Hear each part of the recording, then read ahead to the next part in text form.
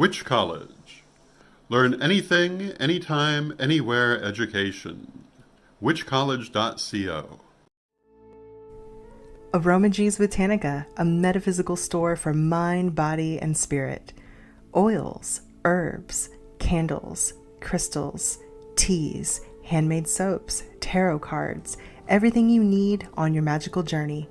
Daily psychic and tarot readings, classes, witchcraft, pagan, and hoodoo supplies, most of it made in-house. Try our free Dress Your Own candle station. From spiritual gifts to ritual supplies to religious books, we have the widest selection of metaphysical products in all of Tennessee since 1999. It is our goal to inspire everyone to explore their spirituality in their own way by offering information and products in a nurturing multicultural environment. Open 7 days a week. 223 Donaldson Pike, Nashville, Tennessee, or visit us online at aromagees.com.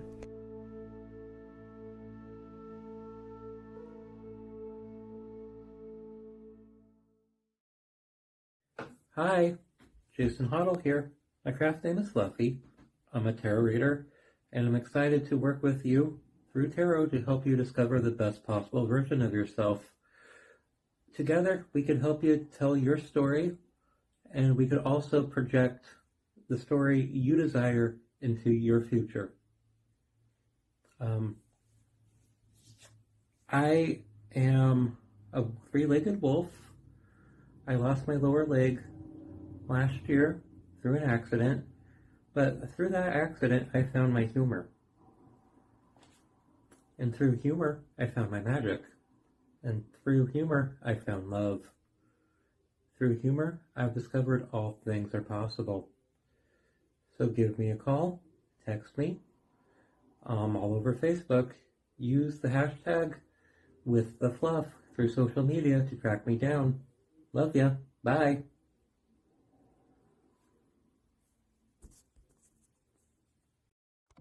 Sarah had been trying to write a book for ages, but she was still on page 1. Until she discovered SpeakYourOwnBook.com. Sarah teamed up with one of our trained writing coaches, who listened to Sarah's book idea, asked the right questions, and guided Sarah every step of the way. In 90 minutes, they had written the outline for Sarah's entire book. Within weeks, using the speak writing method, Sarah became a published author, both online and in print. Whether it's a textbook, an autobiography, a novel, or a children's book, SpeakYourOwnBook.com can help. Yeah! Visit our website today to download our free 50-question guide and schedule your free consultation. With Speak Writing, anyone can publish a book. Speak your own book today. You speak, we write. You're watching Speak Your Own Book, the TV show, on Pagan World TV.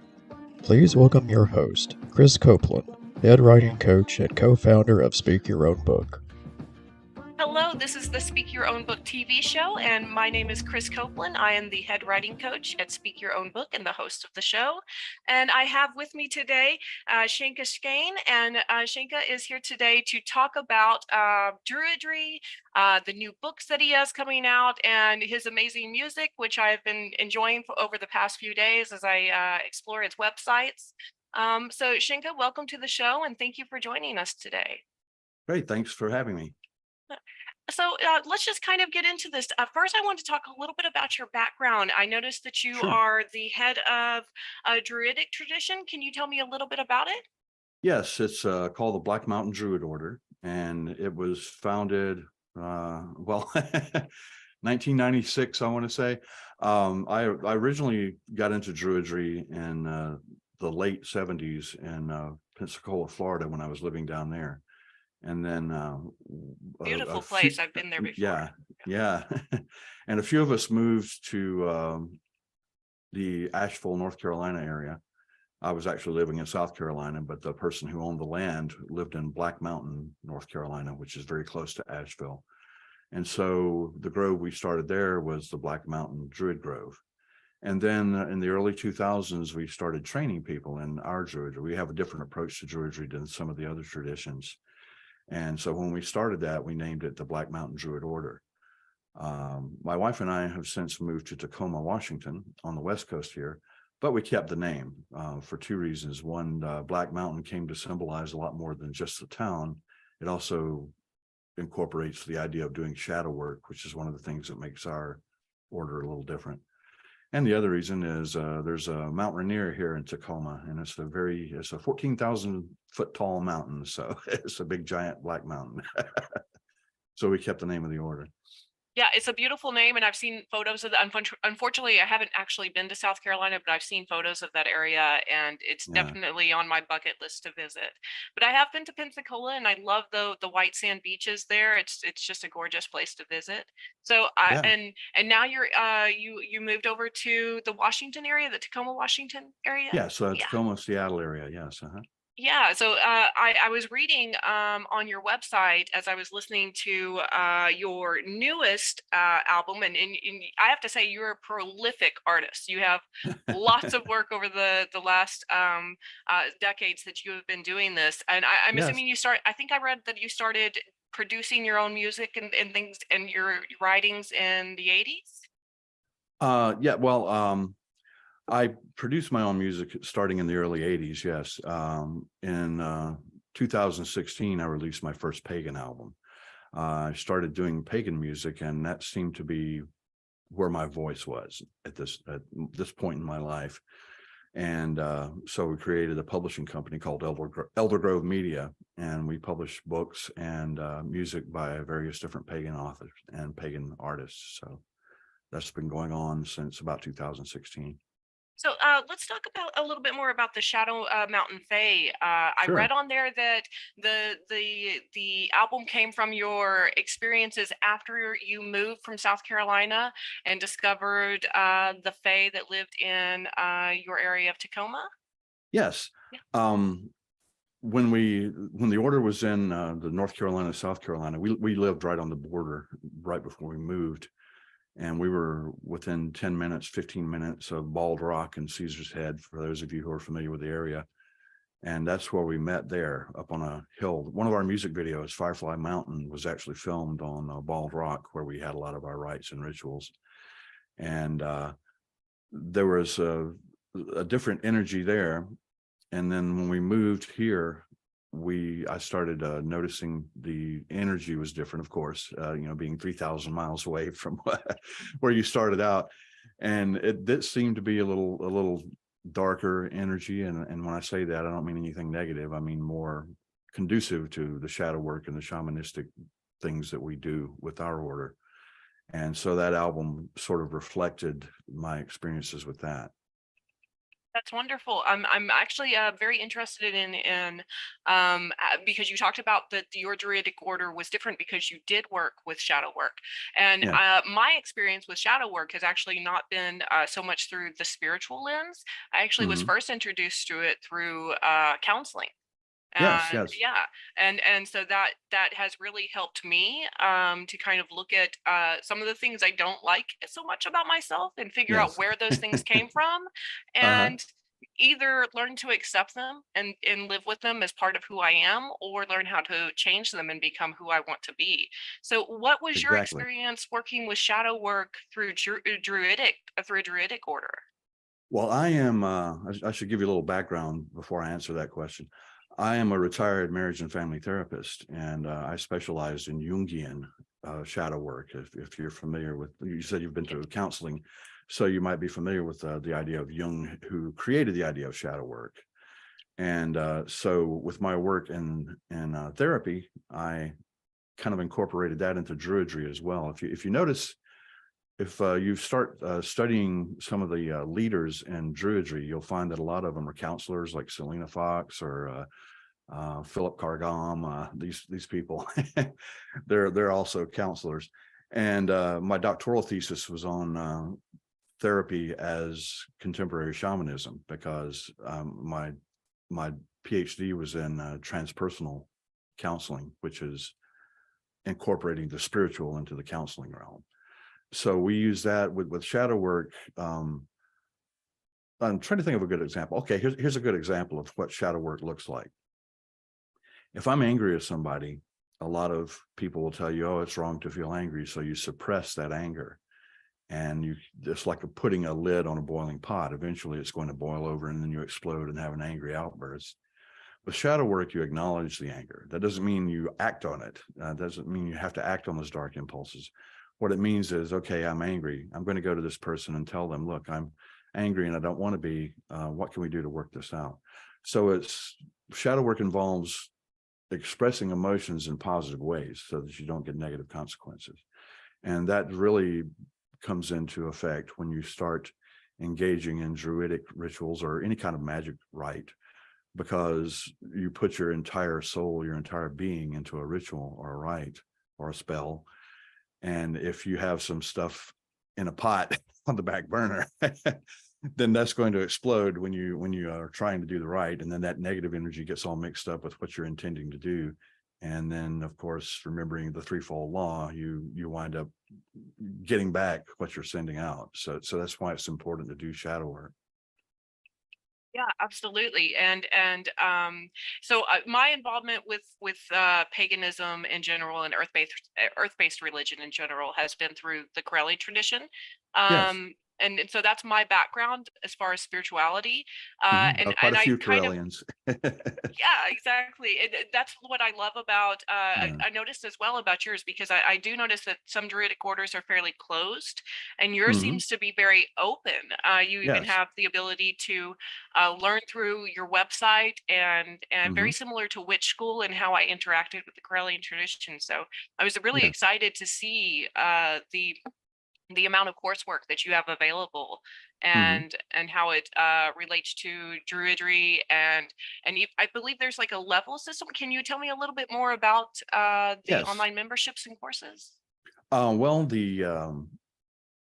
we have a foundational Druidry course on the website that is free. It's a year-long course, and there's weekly lessons and then weekly activities for most of the lessons that you do on your own. And we have a forum there, so if you get stuck on anything, you can post on the forum and with your questions, and then either I or one of the other members will come back and give you some feedback on what you need to do to make, to iron out the difficulties. That 1-year course is free, and all you have to do is go to the website and sign up. And so we also have a lot of resources on the website for if you're new to Druidry, don't know what it is, don't know what it's about, then you can go there and just look up things and don't have to commit to anything. Membership in our order is always free. All you have to do is agree to abide by our 4 sacred pillars, and then you become a member. We have over 3,000 members right now worldwide, and about 250 of them are taking the foundational Druidry course right now. And we're in developing the level system. Is there are 4 levels in our order. The first is Dedicant, and once you complete the Dedicant course, which is the foundational Druidry course, then you're eligible for the Bard level course. Then the next level is Vate, which is just a Gallic word for healer, doing energy work, doing herbal medicine, that sort of thing. And then the final level is what we call Archdruid. A lot of other, like the Order of Bards, Vates and Druids, ADF, and these other Druid orders, they can consider their last level Druid. In our order, you're a Druid once you complete the Dedicant path. So the final level on our course is Archdruid, because then at that point you're qualified to be a teacher, be a clergy person in our order, and to have some supervisory duties as well. So that's the reason for the levels in our order. Our order is a little more education intensive than a lot of folks. It would take 4 years to get all the way to Archdruid because each course is a year long. But we find that most people like the extra information. So we kind of praise and value education very highly in our order. Absolutely. And that's something that I noticed throughout your website, that there is a lot of well organized intent behind the structure of the courses and how they're set up. And Yeah. and as an educator myself, I do writing, but another part of it is I teach writing and I teach English. Yes. And Okay. that really drew me in when I was looking through your website. And I want to go back a little bit to those 4 sacred pillars you were talking about, Sure. Okay. because I feel like as I was reading through them, these Mhm. are basic core principles that every human being should have. Yes. regardless of their religious or spiritual faith. So tell us a And little that, bit more about those. sure. A lot of times, let me try to put this diplomatically. A lot of times, some orders get into dogma. Our way is the only correct way, and if you don't do it our way, then you're wrong. Our order and our tradition is that whatever Druidry is for you, that is the path. So we don't try to tell you this is the right way and this is the wrong way. We offer suggestions, and one of our favorite sayings is, takes what's useful and discard the rest. So the 4 sacred pillars are general applications that should be shared by all of humanity. But that's just the basic minimum requirements to consider yourself a druid or a person seeking Druidry in our order. Respect, reverence, service, and growth. Respect for nature and for the inherent worth and dignity of all people, all life forms, all of nature. Reverence, meaning that you have whole nature to be sacred. The original meaning of the word sacred just meant to be set apart. So it doesn't have to be. We even have agnostics and atheists in our order because they like the 4 sacred pillars and they like what we're doing. So you don't have to have any kind of belief in spiritual or spirit entities to be a member of our order, but you do have to have reverence for nature and reverence for the inherent worth of each person and respect for each person's path. And then let's see, what we got? Reverence, respect, service. Service is, of course, obvious. If you're going to be a member of an organized group that is doing something to further the spiritual growth and education of people and further the growth of sustainability on the planet, then you're expected to do your part. There's an old thing in pagan circles that says the 90-10 rule, that 10% of the people do 90% of the work. In our order, we try to encourage people to do as much work as possible. And it might be as simple as just, going onto the forum and answering questions for people, or just making people aware of sustainability or any of the other things that we teach. And then finally, growth in mind, body, and spirit. Now, growth in body, that doesn't mean, exercising or anything like that, although it could mean that. But we also teach breath work and meditation and things along those lines, and herbal medicine. So that's what we mean by body. And then mind and spirit, of course, the education and then the spiritual aspects of it. The original meaning of the word spirit just meant, it comes from the Latin word for breath. So it just means things that are breathtaking, things that are awe-inspiring, I guess would be the way to put it. And one of the goals that we try to do in our order is to seek the Awen. Awen is a Welsh word that just means that which is breathtaking, that which is spiritual, that which what they call peak moments in transpersonal psychology, those things that just take your breath away, like a sunset or the smile of a child, that sort of stuff. Yeah, absolutely. I've had those experiences in my life, especially traveling. Yes. Recently in Kenya earlier this year, some of those breathtaking moments happened everywhere Yes. I looked. It was like I couldn't even breathe the entire time. But Yeah. absolutely, those experiences are really important and foundational. And going those 4 pillars that you talk about, as I'm an atheist pagan myself, I guess is the Uh-huh. best term to describe it. So am I. Yeah, I believe it. I do believe that magic works, but I believe there's a Yes. science behind it that we just don't understand yet. Yeah. Yeah. I always tell people that I consider myself an agnostic atheist mystic. And what I mean by mystic is that I'm open to the idea that a god or gods exist, but I've never heard a coherent and definitive definition of what a god is. And so when you can tell me that, I'll tell you if I believe in them or not. But I do Absolutely. believe in the energy that is manifest in the universe that we can work with. And if you want to call that God, then sure, then I believe in a God. But otherwise, it's open to interpretation. That's very similar to my way of thinking as well. I hadn't used that term Mhm. mystic, but I think I might Yeah. borrow it from you. Absolutely. I do believe that there is a universal energy. I do believe that it is being partially explained through quantum physics now, but we still Yes, don't have a exactly. full grasp of it. Hopefully one day we will. But then again, that kind of also defeats the purpose of mystery in the Yeah, universe. So, yeah.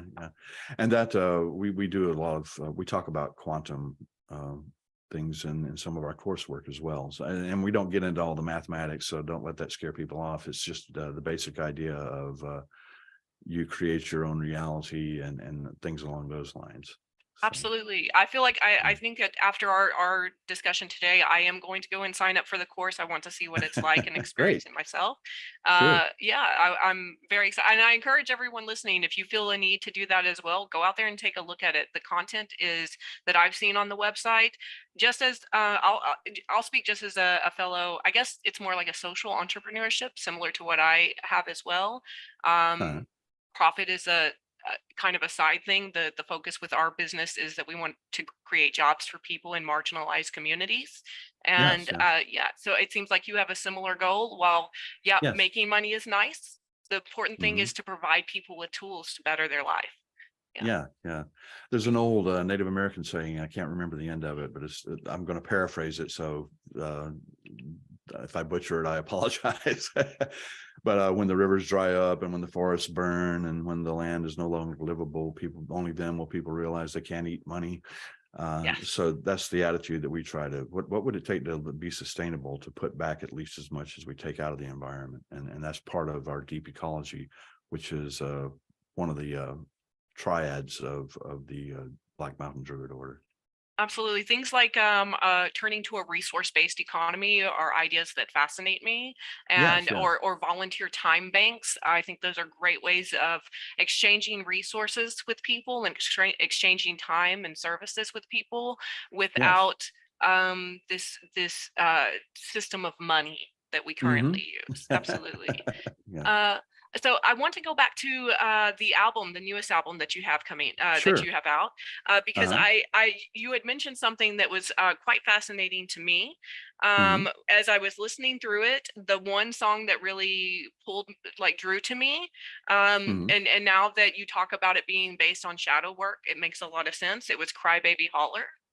Yeah. Yes. Okay. Yeah. I'm glad you that one was kind of almost an afterthought. But let me tell you the genesis of that song, and then kind of explain what the meaning was for it. We moved here from South Carolina, and of course, there's a lot more of an indigenous presence here in Washington. There's also an organization that works for indigenous children who have been kidnapped or even maybe killed or forced into sex trafficking, that sort of thing. And okay, I'm getting a lot of that album, The Shadow Mountain Fae, was written because I was saying goodbye to the Appalachian Mountains and coming here to the Cascades. So it's kind of like my final tribute to my Appalachian roots. And if you go through the rural South, almost every town has a place called Crybaby Holler or Crybaby Bridge or something like that. It's I've one amazing how even in many of those. Texas. Yeah. Yeah. And so that seemed like a universal theme. But then there's also, back in the days before healthcare in the ancient Celtic lands, there was a tradition. Well, I don't want to call it a tradition because that's, but they would take unwanted children and leave them out in the fields or stick them in a hollow tree or something like that. And then there was a legend that the Fae had come and abducted them, left a changeling in their place or something like that. So that was what passed for Planned Parenthood in ancient times. So there was all these lost souls, all these lost children that were, dying out in the woods.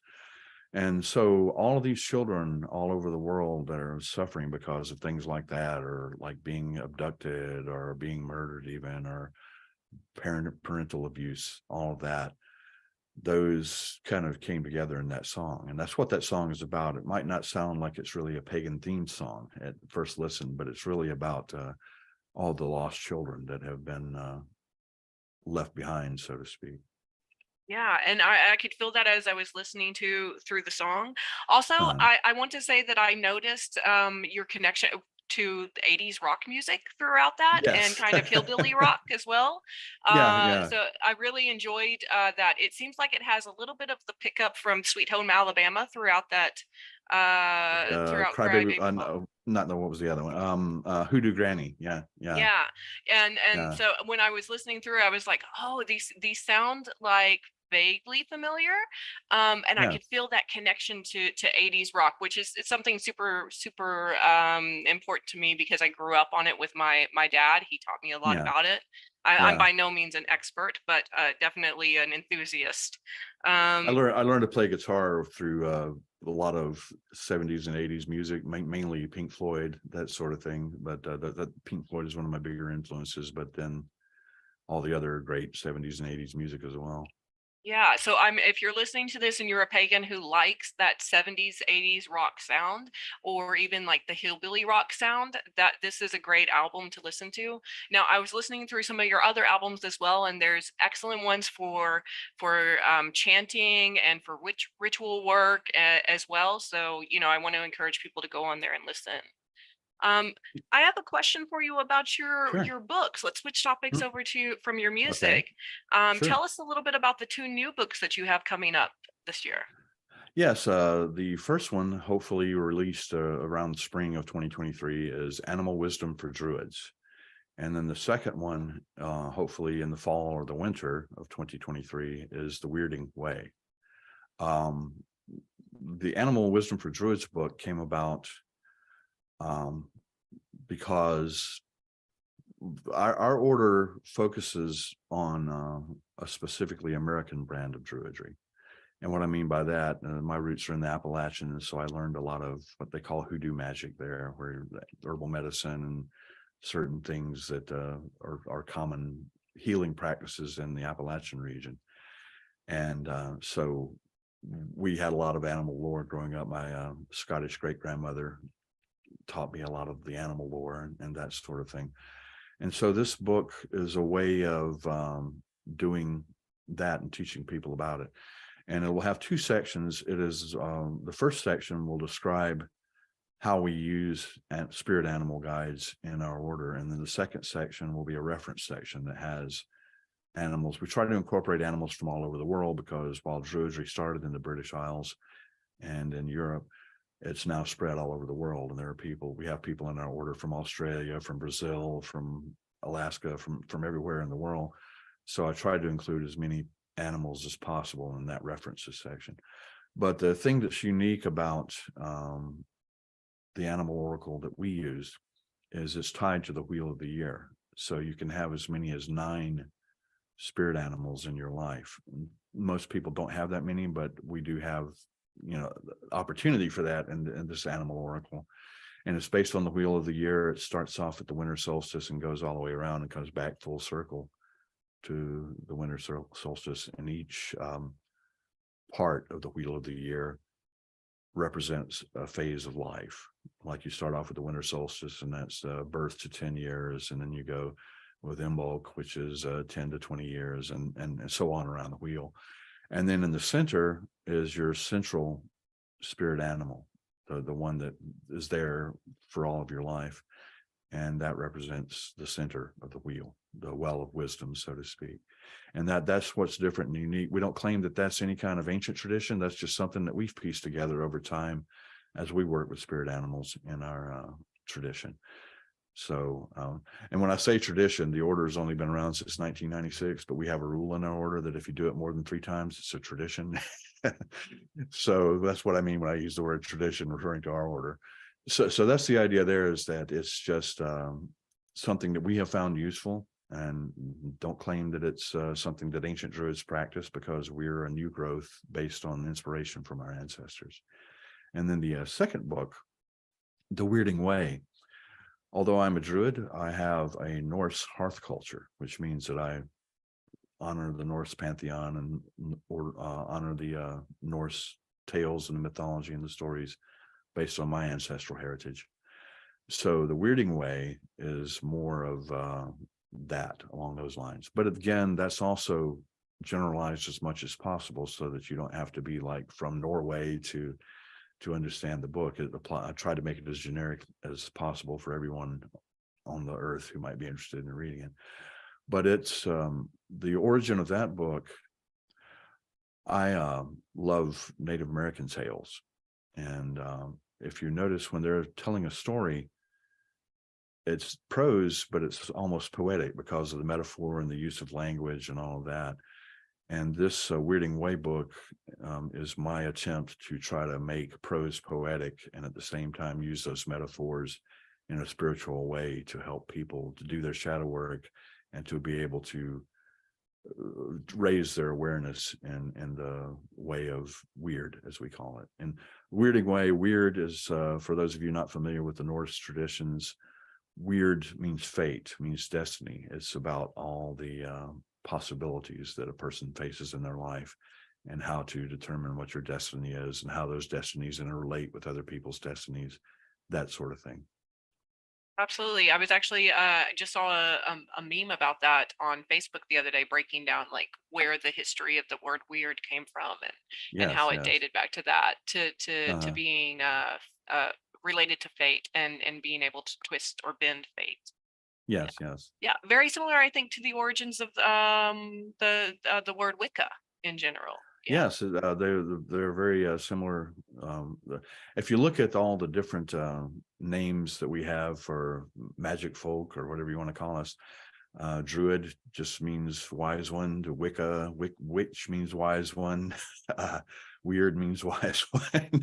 A lot of the Native American terms, shaman means the one who knows, the one who is able to do ecstatic trances, and even the word Odin just means the ecstatic one, and that comes from the shaking and the ecstatic experience that you have when you go into a shamanic trance. So they're all, the further back you go, the more all these things have in common. And that's fascinating to me that there's a painting in France that's 50,000 years old, and it's a painting of a guy dressed as Cernunnos. So I don't Yes, think I've that they seen called him that. Cernunnos back then, but Yeah, and I've seen those paintings before, and it does feel like being connected to something that is super ancient. And yes, yes.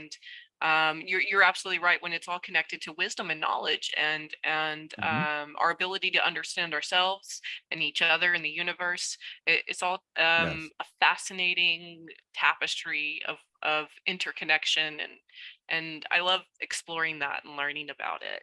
Yeah. yes.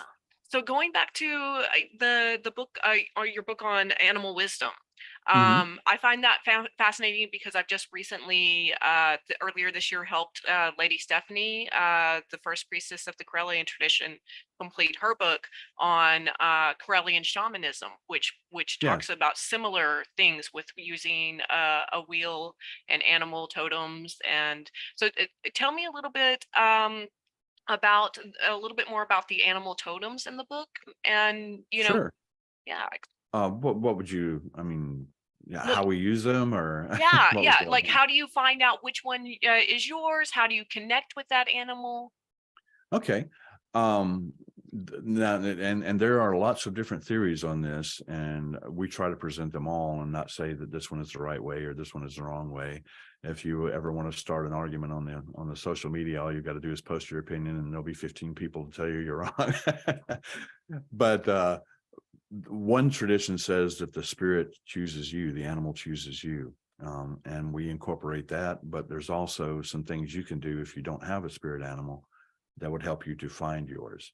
And some of those signs would be, do you have an animal that you dream about a lot? Do you have an animal that follows you when you go into the woods? When you're out in nature, do you have an animal that seems to attract you, that you find yourself looking for that animal? Do you collect toys or stuffed animals or things like that? My wife collects cats, and when I say cats, I don't mean like live cats. I mean little statues of cats. And I kid her that we're going to have to buy another house to put all her cats in. So if you're doing that, then that obviously must mean that the cat energy is calling to you. So whatever those energies are that are calling to you, that can be a source of your spirit animal. And we also have on the website, the Black Mountain Druid Order website, we have a meditation that you can do to find your spirit animal. You just, it's a video recording, and it's also on our YouTube channel that you can do that meditation, and then that will open you up to being able to find your spirit animal. And when we do that, we sometimes have, more than one animal show up. So that's one of the reasons that we created this idea of 9 separate spirit animals in your lifetime. And not all people will have that, but some do. And they're, what do I do with this? Okay, here's how you do this. This is what we put it out, and this is how it all relates to each other. So that's how we do it in our order.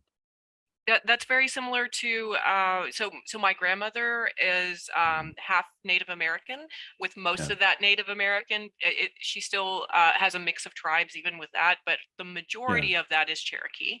So within the Cherokee tradition, I was given the name hummingbird, and that was my given totem animal, because I had very and still have very severe ADHD, and I never sit still.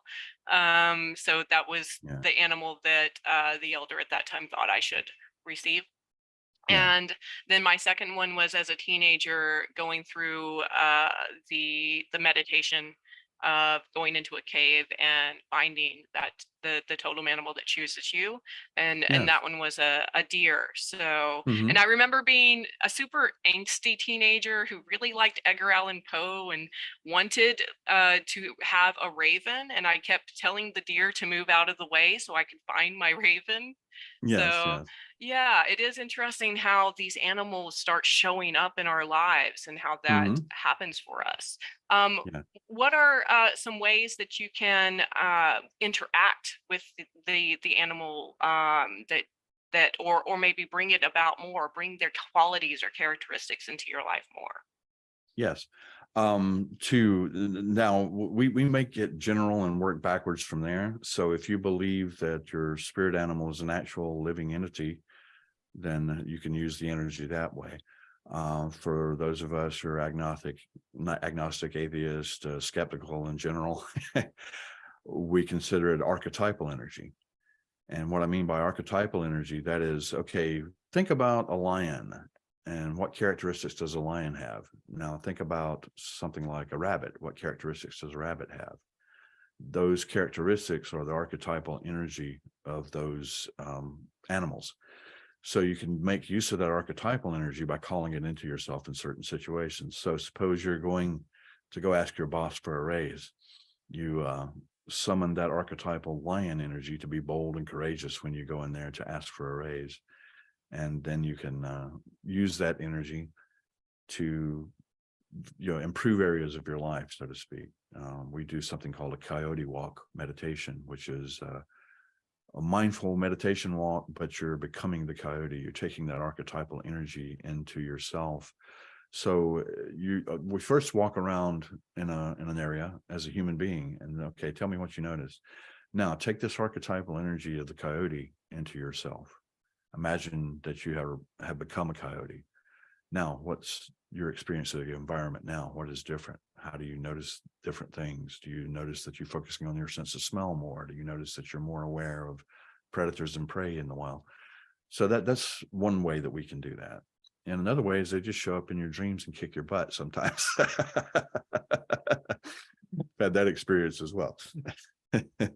One of the things with the shamanic tradition, a lot of shamanic traditions, is you'll have a dream about an animal devouring you or ripping you apart.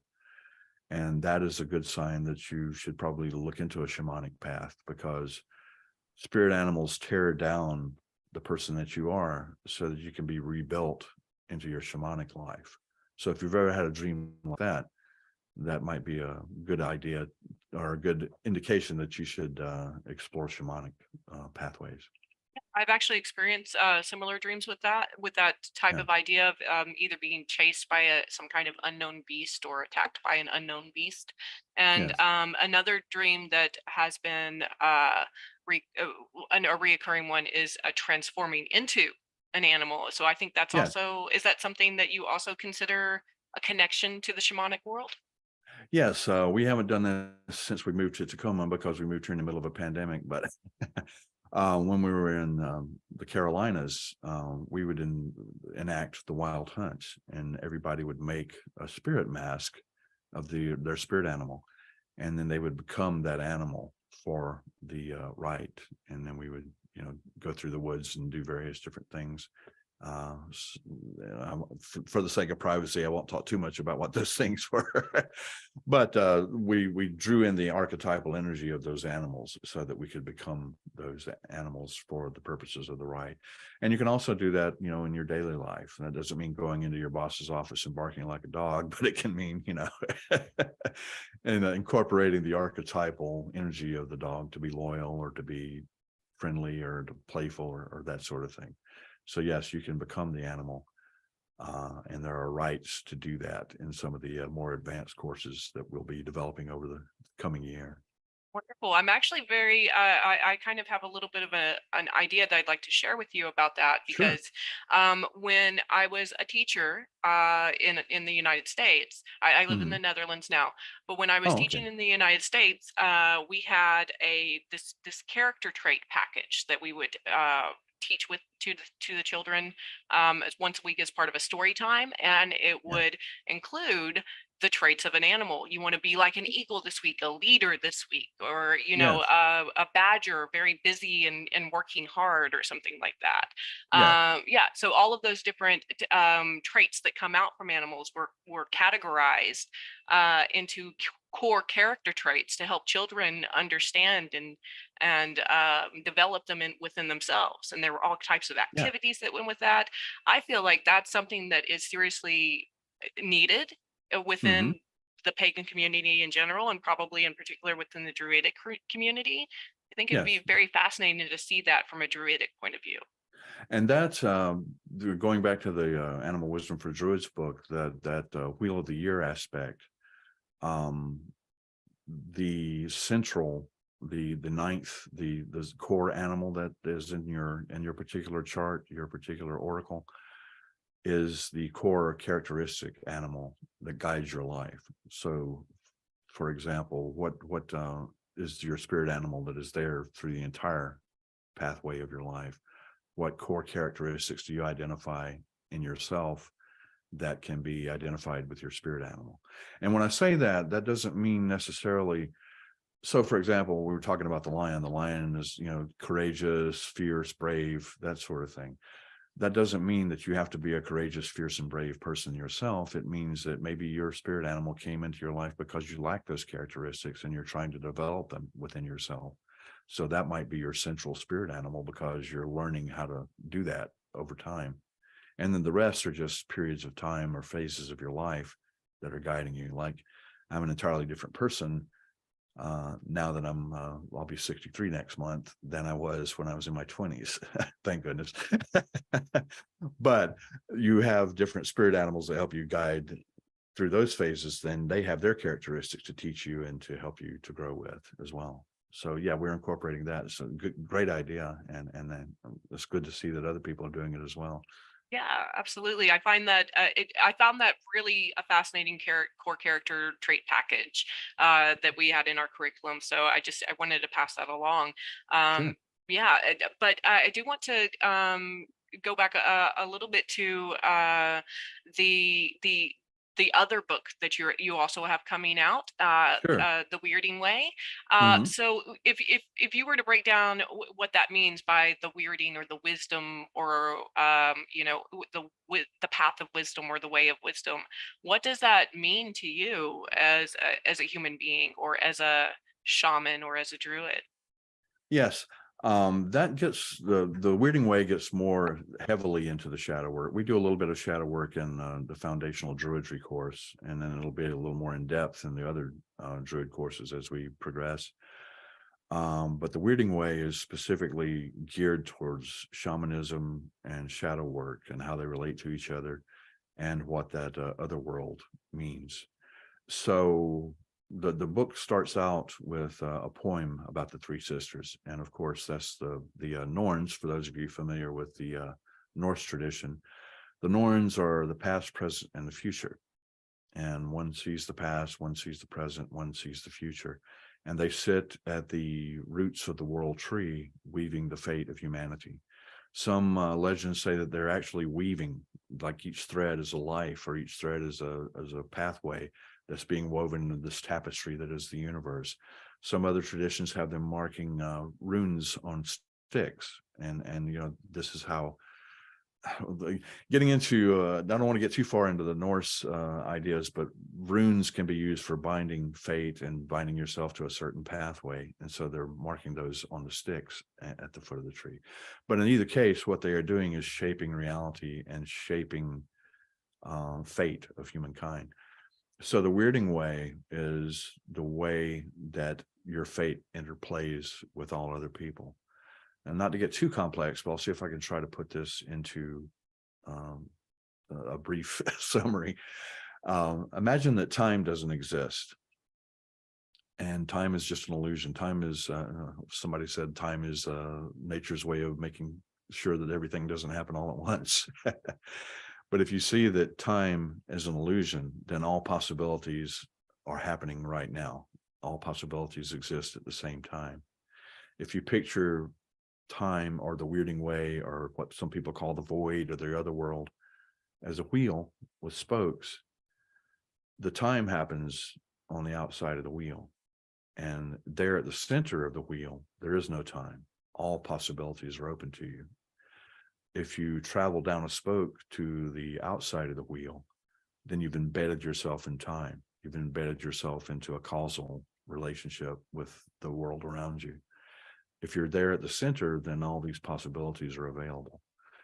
So the weirding way is about being able to go to the center, so to speak. And then once you do that, you're able to experience all these possibilities, to even do divination, or to see what the other fates of, if I took this path, what would happen, that sort of thing. And that's something else that's common to all traditions. I'm using a Norse template for that, a Norse-ish template for that, trying to make it as universal as possible. But if you study any shamanic tradition of any indigenous culture, you'll see the similar ideas all wrapped up into that. That's at the center. All possibilities are open to you. You can say, well, if I tried this, what would be the result? And travel down that thread from the center and say, okay, well, I probably don't want to do that. Let's try this other path. So that's kind of the gist of the book. But then a lot of it is, how do you do that? How do you, as a person setting out on the path, learn to do that yourself? So that's Absolutely. kind of the general idea. Sorry.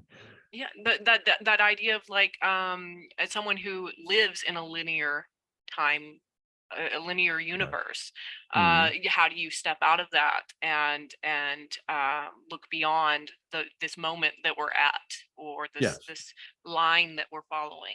Yeah, I exactly. find that incredibly fascinating.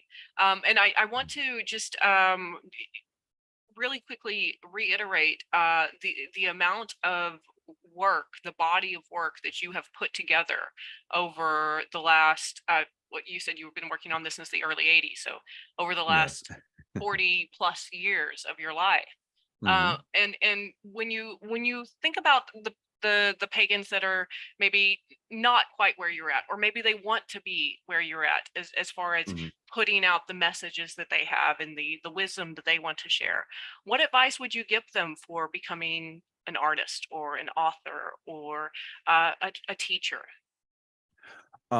Be open to the spirit. And whatever the spirit means to you. And that could just be intuitive inspiration, for that matter. It doesn't have to be something ethereal and some other entity out there.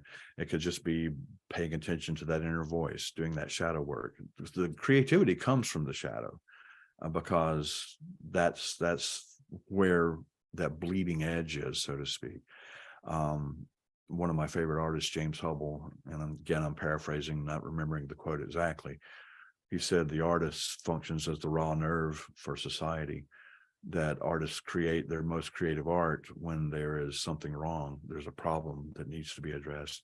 And if you think about your 3 to 5 favorite pieces of art, whether it's a painting or a movie or a song Poetry. or Yeah. a poetry, what is the bleeding edge there? What is the raw nerve that it's being addressed? And the most moving songs are the ones that do that, or the most moving paintings are the ones that address that bleeding edge, or movies or books or whatever your creative aspect is, to be able to say, what is wrong here and what can I do to make it right, in terms of being an artist or an author, or even a pagan, a druid, Wiccan, whatever.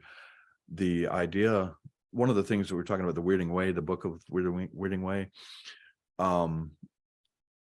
there are opposing forces in the universe, and the universe is working to put them together and in balance.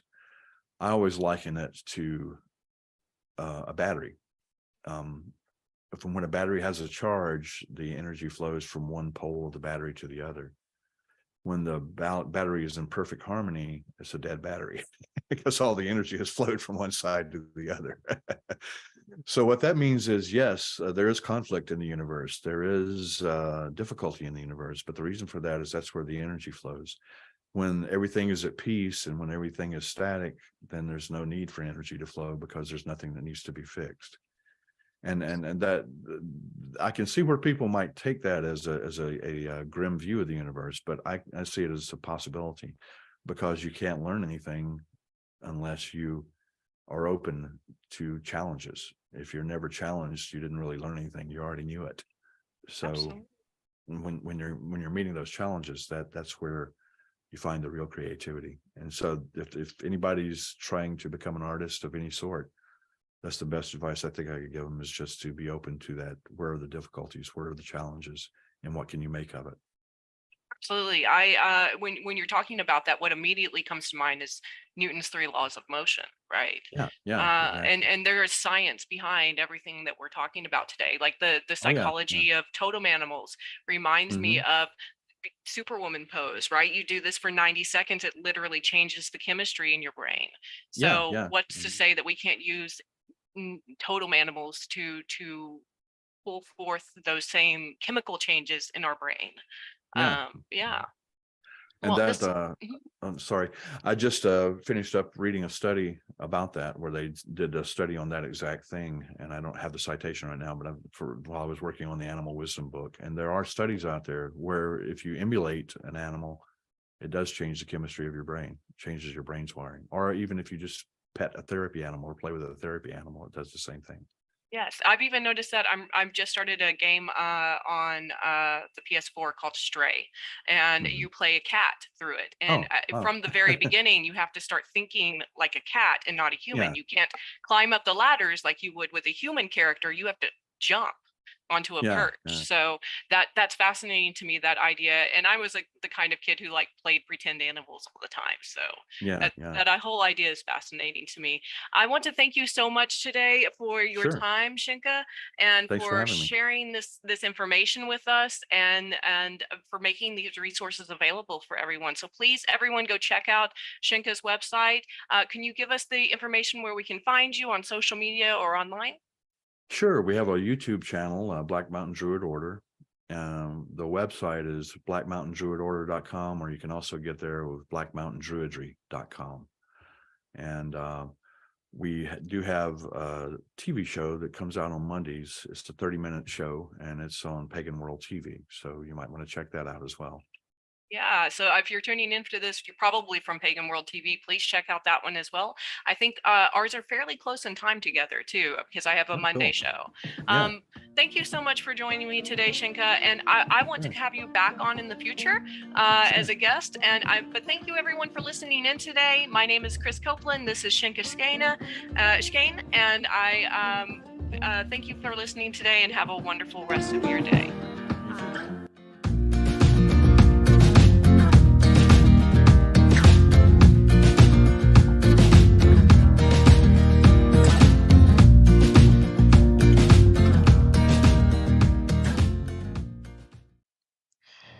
Thank you for watching Speak Your Own Book, the TV show on Pagan World TV, hosted by head writing coach and co-founder Krys Copeland.